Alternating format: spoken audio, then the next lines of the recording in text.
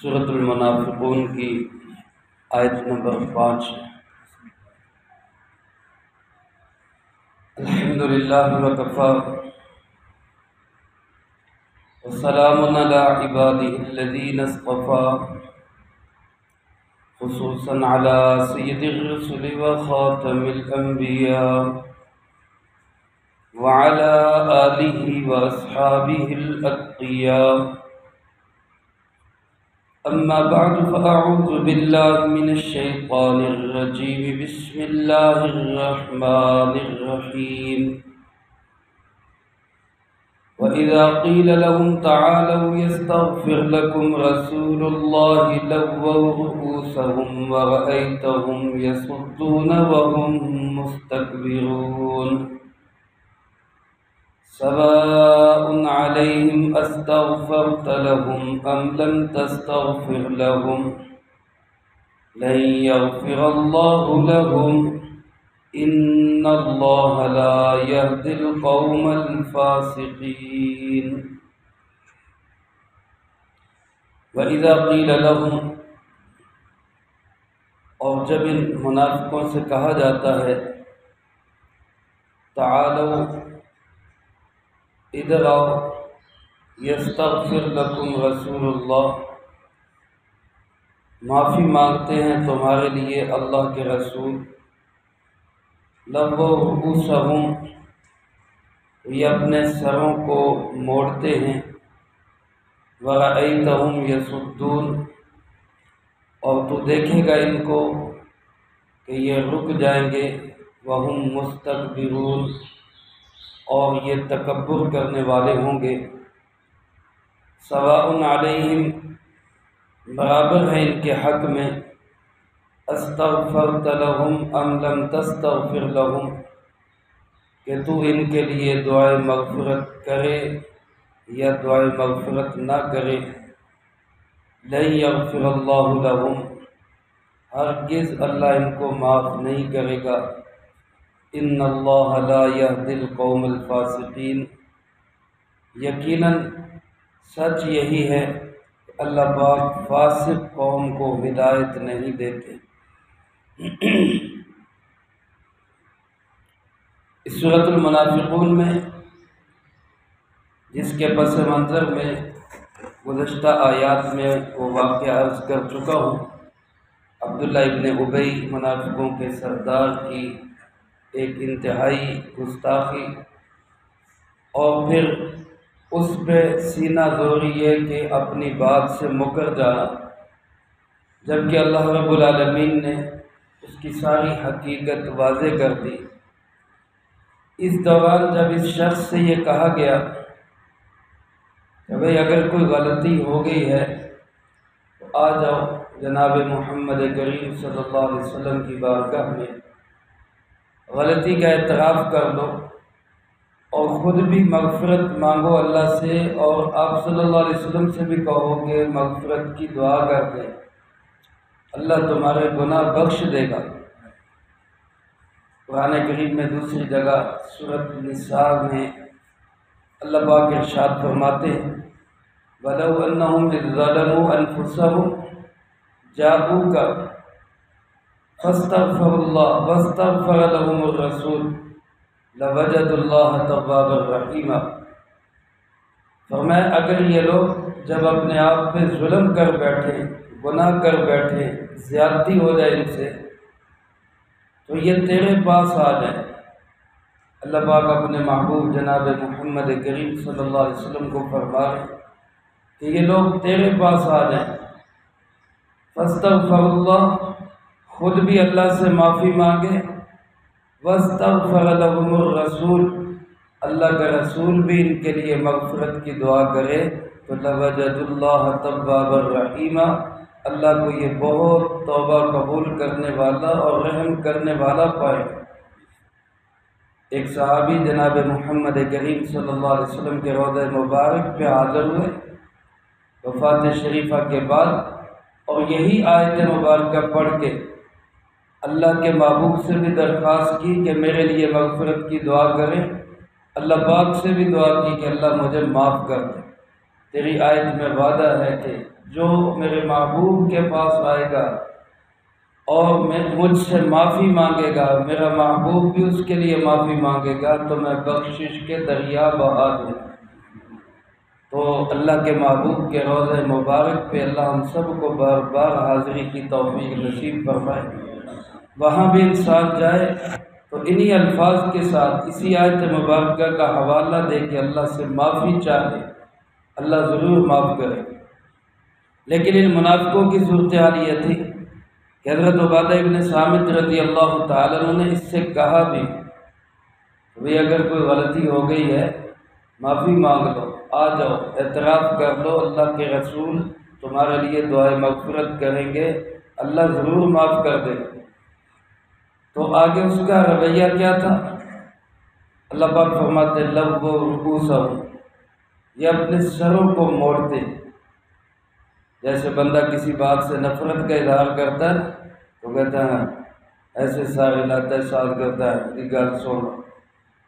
اور علماء نے لکھا ہے کہ یہ عبداللہ ابن ابی منافقوں کا سردار کہنے لگا بھئی تم نے ہمیں کہا کہ ایمان لاؤ، ہم ایمان لے آئے، تم نے ہمیں کہا نماز پڑھو، ہم نے نماز پڑھنی شروع کر دی، تم نے ہمیں کہا زکوٰۃ دو، ہم نے اپنا مال تمہیں دینا شروع کر دیا، تو اب کیا ہم حضرت محمد صلی اللہ علیہ وسلم کو سجدے کرنے لگ جائیں؟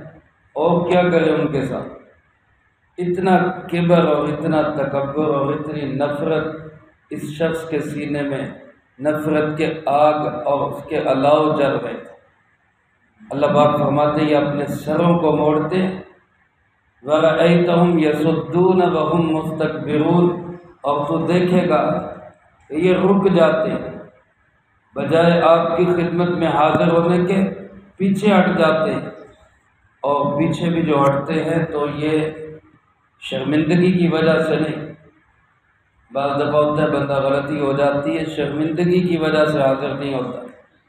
اللہ پاک فرماتے ہیں ایسی بات نہیں، تکبر کی وجہ سے نہیں آتی، اپنے آپ کو بڑا سمجھتے ہیں، اپنے آپ کو بہت کچھ سمجھتے ہیں کہ جی ہم ایسے ہم ویسے، ہم کیوں ان سے معافی مانگیں، ہم ان کے سامنے کیوں جھکیں۔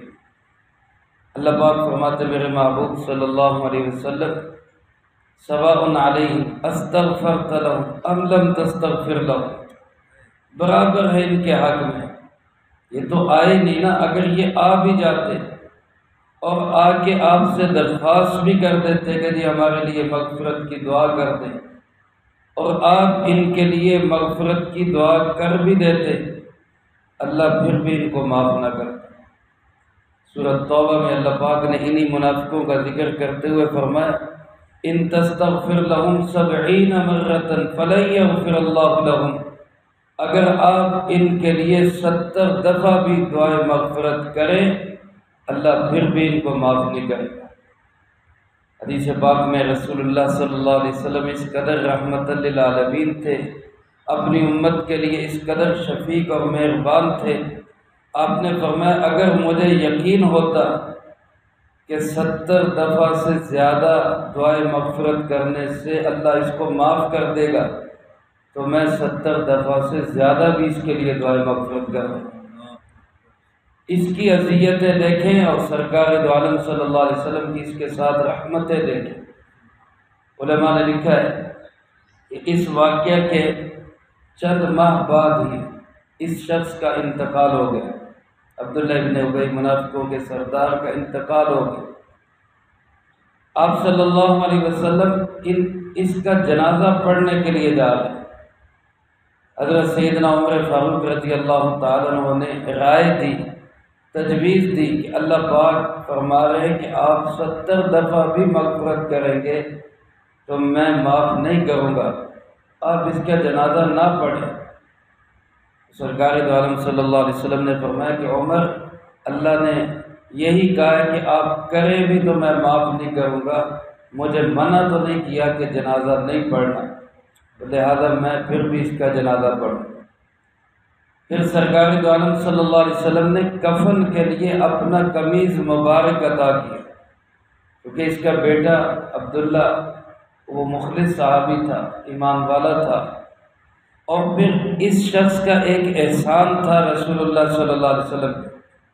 جب آپ کے چچا بدر میں قید ہو کے آئے، حضرت عباس رضی اللہ تعالیٰ عنہ وہ بھی قید ہوئے، کافروں کی طرف سے وہ لڑائی میں شریک تھے اور پھر گرفتار ہوئے۔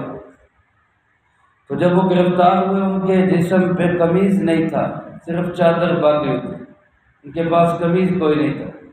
اور ماشاءاللہ حضرت عباس رضی اللہ تعالیٰ عنہ کا قد کاٹ بڑا اونچا لمبا تھا، بڑے طاقتور انسان تھے۔ ان کو کسی اور کا قمیض بھی پورا نہیں آ رہا تھا۔ اس وقت اسی عبداللہ ابن ابی نے آپ صلی اللہ علیہ وسلم کے چچا کو، حضرت عباس کو اپنا قمیض دیا تھا۔ یہ بھی بڑا ڈیل ڈول والا، اونچا لمبا اور ہینڈسم اور بڑا مضبوط جوان تھا۔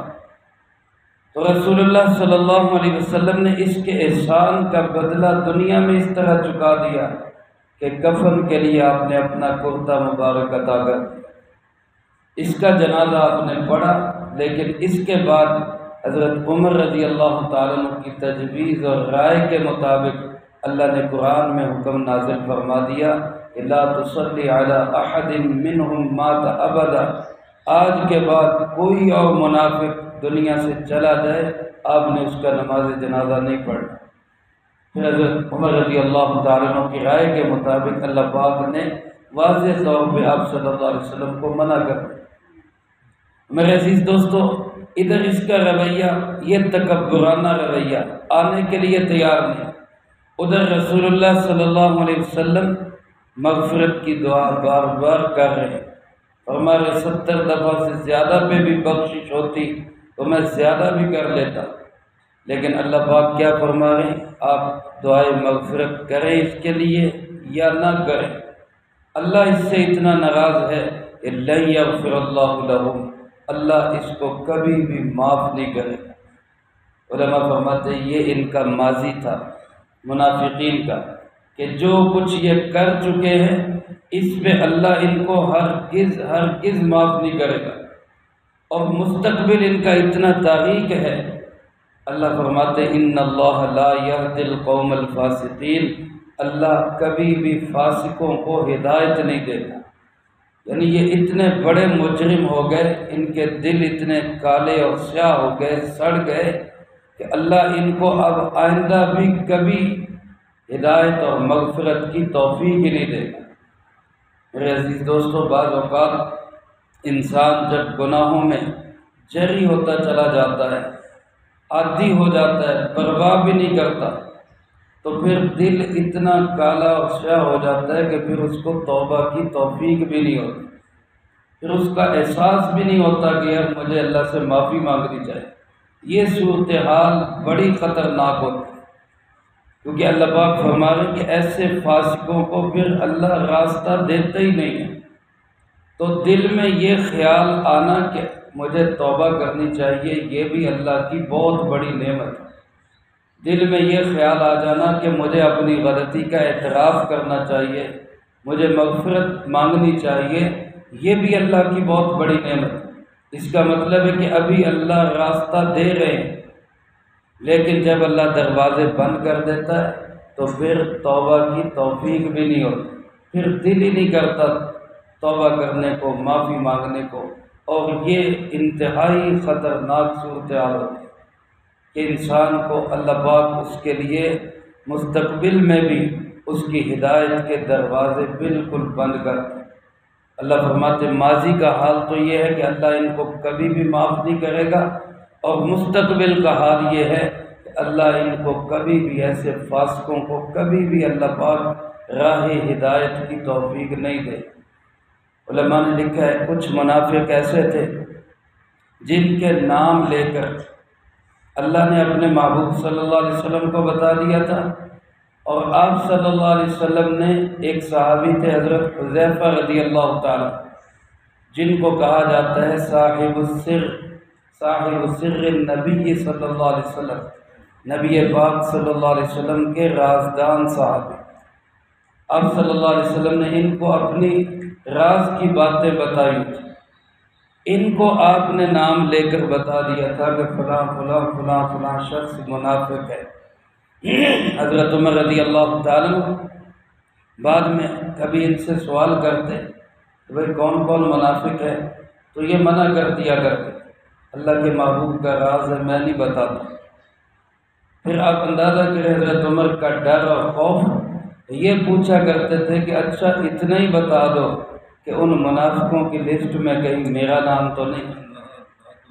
آج ہم اپنے ایمان پہ اور اپنے اعمال پہ کتنا مطمئن ہیں کہ میں تو پکا جنتی، اور دوسروں کو ہم پکے ٹکے جہنمی بنا کے چھوڑ دیں، جبکہ عمر رضی اللہ تعالیٰ عنہ جیسا انسان وہ ڈر رہے۔ اور پھر علماء نے لکھا حضرت عمر رضی اللہ تعالیٰ عنہ اپنے زمانہ میں جب بھی مدینہ منورہ میں کسی کا انتقال ہوتا اور نماز جنازہ اس کی ہوتی تو وہ یہ دیکھا کرتے تھے کہ اس کے نماز جنازہ میں حذیفہ شامل ہے یا نہیں رضی اللہ تعالیٰ۔ اگر حضرت حذیفہ رضی اللہ تعالیٰ عنہ اس کے جنازے میں شامل ہوتے تو حضرت عمر سمجھ جاتے کہ یہ منافق نہیں، اور پھر اس کے نماز جنازہ میں شامل ہو جاتے۔ اور اگر دیکھتے کہ حضرت حذیفہ رضی اللہ تعالیٰ عنہ اس کے جنازے میں نہیں ہے تو پھر حضرت عمر بھی اس کا جنازہ نہیں پڑھا کرتے تھے کہ یہ منافق ہوگا، اس لیے حضرت حذیفہ اس کے جنازے میں شریک نہیں۔ میرے عزیز دوستو، یہ منافقوں کی صورتحال تھی۔ اللہ پاک ہمیں ایسے نفاق سے محفوظ فرمائے۔ اگلی آیات میں پھر اللہ پاک نے وہ بات واضح کی کہ اس نے کہا کیا تھا، اس کا تذکرہ انشاءاللہ اگلی فرصت میں آئے گا۔ اللہ پاک سے دعا ہے اللہ مجھے آپ کو سب کو قرآن و سنت کی صحیح سمجھ نصیب فرمائے، جو کہا سنا اس کو زندگی میں لا کے دوسروں تک پہنچانے کی توفیق عطا فرمائے۔ اللہم انت السلام و منک السلام تبارک ربنا وتعالیت یا ذا الجلال والاکرام۔ اللہم اعنا علی ذکرک و شکرک و حسن عبادتک۔ اللہم احسن عاقبتنا فی الامور کلها واجرنا من خزي الدنيا